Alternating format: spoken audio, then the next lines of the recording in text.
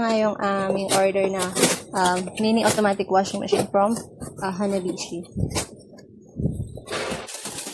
Ayan, tanggalin natin yung plastic. Ayan, punong-puno siya ng bubble wrap, tapos may styrofoam pa siya sa ilalim at sa ibabaw. Ano yung protection niya? 4.5 kg yung capacity nitong automatic washing natin. 5-year warranty yung kanyang motor. Ayan. Ang mga included. Ayan, medyo man sila yung kanyang draining hose. Tapos ito yung kanyang water inlet hose. Ayan, medyo mahaba-haba ano lang. Dapat mataas yung gripo. Ito yung mga ayun, pindutan natin. Ayan, water level, program, start post. Kaya super easy to use lang siya kasi hindi siya complicated. Walang kung ano-anong button. Yan lang. Start post play. Power on mo lang. Tapos pili ka ng program na want mo. Ayan, may normal, may standard, quick, blanket, air dry, soap wash, spin, wash, rinse, and rinse, spin, then start. Or pwede mo din siya i-post if maglalagay ka ng mga Fabcon or liquid detergent or powder detergent. And ano siya ha, plastic yung kanyang body. And yung color kasi, 2 available colors lang meron, pink and parang powder blue. Kaya off preset programs, durable and heat resistant, rod guard bottom, thermofuse protected, rated voltage 230 volts, rated frequency 60 Hz, net weight 5 kilograms, gross weight 20.3 kilograms, packing size and 470 by 505 by 840 mm. Unit dimensions, ayan, sign nyo na lang. Ayan, color blue. Sa ilalim naman, ayan, meron siyang paa.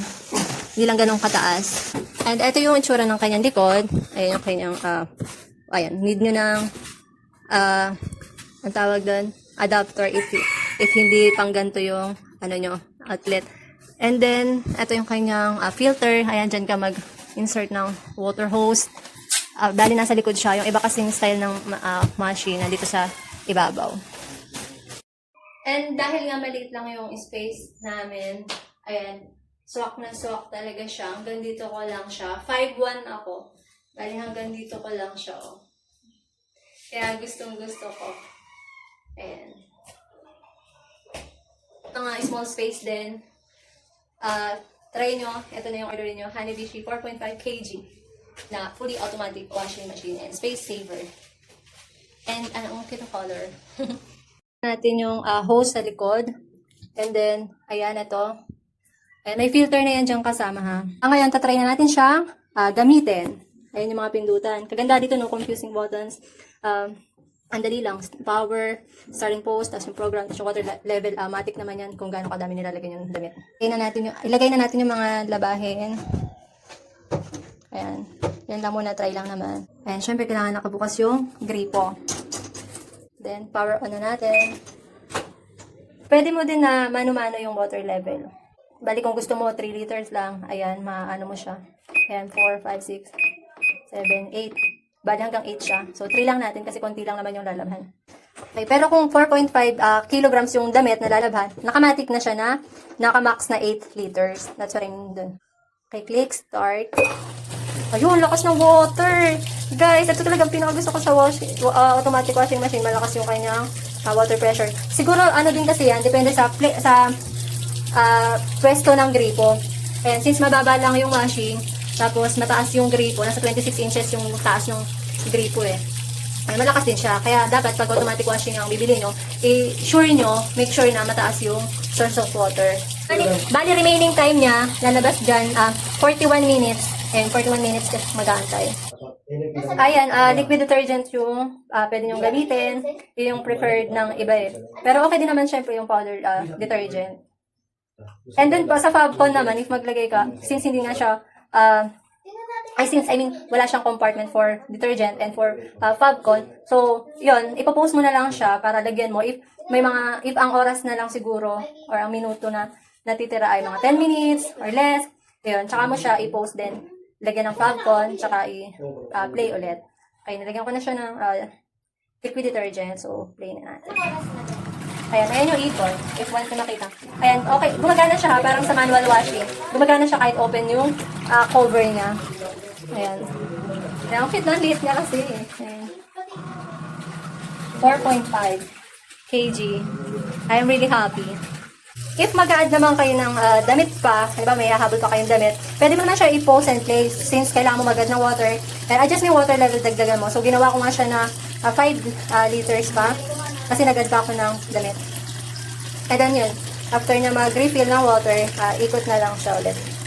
And guys, pag mga 13 minutes left or 12 minutes, kaya pwede mo naman siya i-pause or para malagay mo to, o kahit hindi na, para malagay mo na din to. Kasi, pag ganyang minutes na lang, ibig sabihin mag-ano na siya, last banlaw na.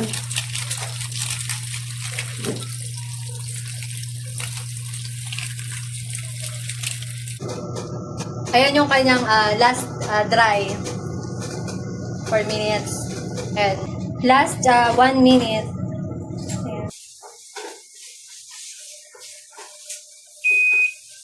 Ayan, tutunog na siya ng ganyan pa.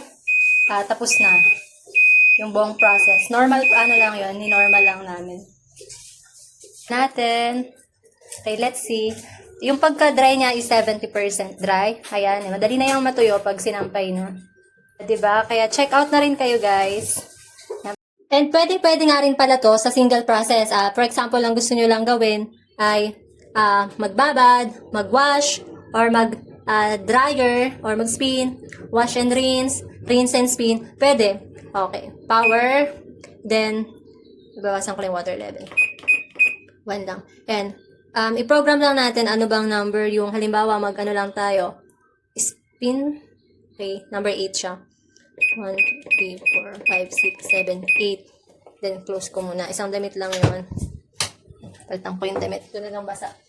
Kasi spin eh. So, dapat basa. Basa. Napiniga. And then, play. And nag-spin na siya. If, halimbawa, wash lang. Ay, number 7. Ito. Bali yung mga process niya, andito rin siya sa program. Kaya pwede. Halimbawa, may damit kayo na nabasa lang kayo ng ulan. So, pwede nyo siya spin lang or i-dryer lang. Ayun nga, hindi nyo na kailangang dumaan pa sa buong process na starting po. Wash, rinse, spin. Ayan, pag may i-dryer kayo, ayan, direct na sa dryer lang. Para ding manual. It can be a manual, it can be automatic.